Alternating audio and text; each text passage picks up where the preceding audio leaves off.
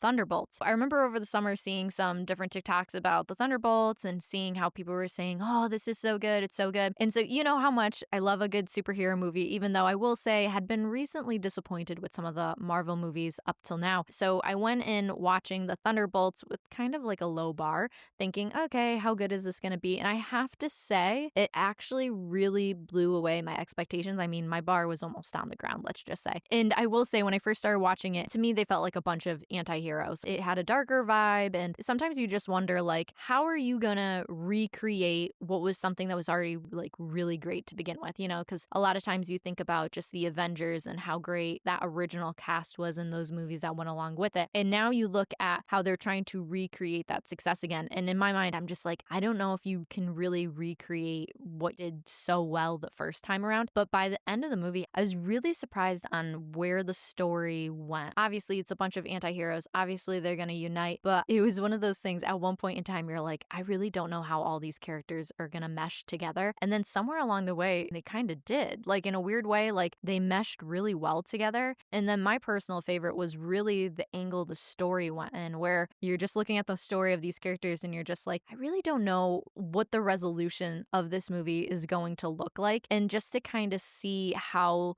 the characters evolved and seeing how they came together, and they really kind of made like this magic happen. And it was really, when you looked at the first few Avenger movies, you know, you're thinking like the Tony Stark, the Captain America, the Black Widow, and all these different characters come together. And there was really like this dynamic magic that happened. It was really interesting to see kind of how that dynamic magic happened again. And it was really through the conflict that they faced. But what was also really neat is getting to see what the villain of this movie was like as well, because it wasn't as distinct as maybe some of the other movies are, where it's like, oh, it's this absolute evil thing. And instead, it really brought in this whole new layer of storytelling. And so I thought that was something that was really unique with this individual story. And it'll be really interesting to see how Marvel will eventually build upon this story, because obviously they're going to do a whole new wave of Avengers. So it'll be interesting to see how this storyline actually plays out